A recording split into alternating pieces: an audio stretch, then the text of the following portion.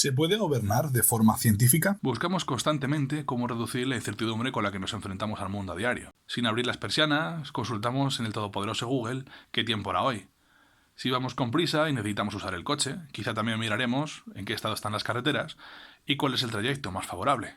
Cuando lleguemos a la calle, llevaremos un paraguas o habremos dejado el abrigo en casa. Atravesaremos la ciudad o tomaremos una autopista de circunvalación. Si todo va según nos ha dicho nuestro smartphone, nos sentiremos bien porque habremos reducido el estrés que generan los imprevistos y los obstáculos. Y hablando de imprevistos, ¿cómo nos manejamos en mitad de una pandemia? Nuestra autonomía se ha visto reducida enormemente en este último año. Sí, siempre dependemos de la administración. Sin infraestructuras no podemos desarrollar nuestra vida, pero no la tenemos tan presente. Por el coronavirus nos hemos visto encerrados en nuestras casas, hemos entrado en un ERTE o nos han llevado a un hospital de campaña improvisado. Todas ellas son decisiones políticas que buscan reducir la incidencia de la pandemia, pero también, como se ha dicho, reducen nuestra autonomía. Además, el tipo de medidas han variado según la región, arrojando cifras en algunas ocasiones mejores y en otras peores. Algunos políticos han echado en cara a otros determinadas medidas y cifras de contagiados y fallecidos que irían asociados a ellas.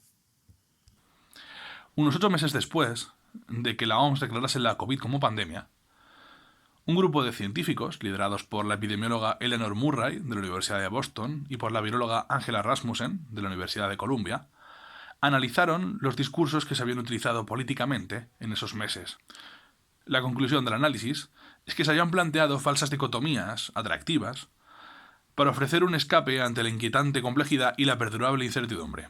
Palabras textuales. Este grupo analizó 6 factores en los que hay que tener en cuenta los matices: economía frente a salud, confinamiento indefinido frente a apertura ilimitada, contagios por asintomáticos o sintomáticos, transmisión por aerosoles o gotículas, mascarillas universales y la existencia de reinfecciones.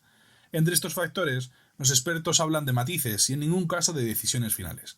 Sin embargo, la población demanda mayores certezas y algunos políticos juegan a tenerlas. Esta actitud, como veremos más adelante, puede ser catalogada de cientifista, es decir, peca de una sobreestimación de la ciencia. Este conocimiento tendría un poder salvador sin precedentes y, cual truco de magia, podría resolver los problemas más enconados. Durante esta pandemia hemos aprendido los peligros a nivel social y de salud pública de las pseudociencias, pero no somos conscientes de cómo puede erosionar la política y la convivencia una concepción del conocimiento científico como la descrita. Vale, eso está muy bien, pero ¿acaso tenemos pandemias todos los años? No, desde luego. Entonces no habría que preocuparse de este deseo de certezas y decisiones milimétricamente precisas que desemboca en el cientifismo en política, ¿verdad? Lo cierto es que en la vida la incertidumbre siempre está presente. Y en política siempre hay situaciones que necesitan gestiones muy complicadas, aunque no se trate de una pandemia. A veces un país puede verse ante inestabilidades institucionales que parecen irreversibles o está sufriendo una crisis económica que debilita sus cimientos. De nuevo incertidumbre y de nuevo aparecen los salvadores. Cada opción política creerá que sus medidas son las correctas, y es entendible, no hay problema con esto. Pero ¿qué pasa cuando aparece un tecnócrata en el horizonte? Que la solución a los problemas parece estar más cerca. Este técnico, alejado de las ambiciones partidistas de los políticos, llevará a cabo las reformas necesarias para enderezar el rumbo. No se rige por la ideología, se rige por el conocimiento. Sabe lo que está haciendo, así que déjenle trabajar. Tenemos un caso de tecnócrata muy reciente y cercano geográficamente. En febrero de 2021, el expresidente del Banco Central Europeo, Mario Draghi, se convirtió en el presidente del Consejo de Ministros de Italia. Es una figura de consenso entre las diferentes fuerzas políticas italianas y su papel será enfrentarse a 5 emergencias: sanitaria, económica, social, educativa y medioambiental. El tecnócrata Draghi está acompañado por al menos 8 ministros con ese mismo perfil tecnócrata que se ocupan de ministerios como economía, transición ecológica y transición digital.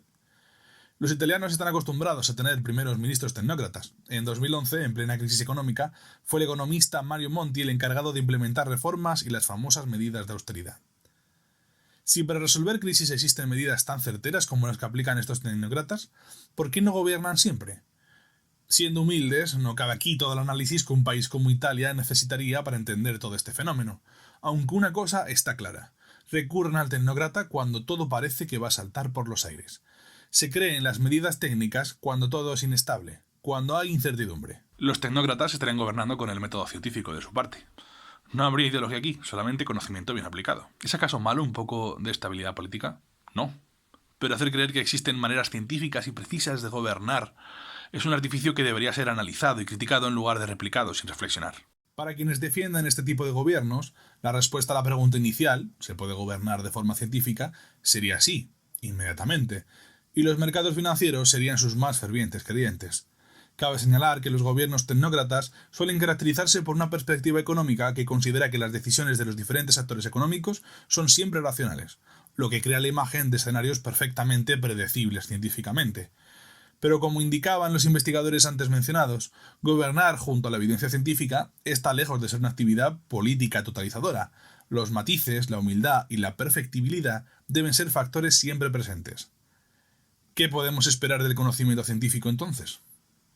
El conocimiento científico es, aunque se suele olvidar, una construcción social e histórica. Siendo los humanos los responsables de este conocimiento, la ciencia es falible e imperfecta. Aunque sin lugar a dudas es la mejor herramienta que tenemos para entender el mundo en el que nos desenvolvemos. Y constantemente se perfeccionan los métodos empíricos con los que dar con nuevos hallazgos, por lo que su avance es altamente percibido por la sociedad. Por lo tanto, esto no trata de desprestigiar a la ciencia, tan solo de situarla en el lugar adecuado que le corresponde en nuestro día a día. El prestigio social adquirido merecidamente por la ciencia ha hecho que se busque activamente su relación con los asuntos más diversos. En ocasiones, el cientifismo se limita a que otros conocimientos traten de copiar la metodología empírica de las ciencias naturales por su éxito, aunque el objeto de estudio no sea para nada comparable, como entre la física y la sociología. Y aunque esto es problemático, no lo es tanto como cuando se instrumentaliza la ciencia, como si fuera el catecismo, para justificar determinados comportamientos. Y aquí volvemos a la política. Como bien explica la filósofa británica Susan Hack, la ciencia ambiental nos podría decir cuáles son las consecuencias de represar este río, la ciencia médica en qué etapa se vuelve viable un feto humano, los estudios científicos sociales las consecuencias de cambiar incentivos tributarios de esta forma o aquella, de aumentar el número de escuelas privadas, de abolir la pena de muerte, etc. Pero aunque una buena cantidad de trabajo científico es relevante para la adopción de políticas, la investigación científica, si ha de ser investigación genuina y no lo que se denomina en un oxímoron indagación de promoción, es políticamente neutral. En definitiva, como también dice Hack, los resultados de las ciencias no pueden dar información sobre la relación de medios afines, pero por sí solos no nos pueden decir cuáles fines son deseables. Es decir, en política no hay una única solución posible a los problemas, pese a que se pueda apoyar en el conocimiento científico. En este punto entran en juego los valores de cada cual y su capacidad para sopesar pros y contras. Vale, volvamos a preguntarlo. ¿Se puede gobernar de forma científica? Se puede gobernar teniendo en cuenta los hallazgos de la ciencia, pero no podemos sobrevalorar sus capacidades y considerar que pueden solucionar nuestros problemas como si se usase un sortilegio. En circunstancias normales, ya es difícil convivir con la incertidumbre, por lo que en momentos tan complejos como los que se viven ahora lo es aún más.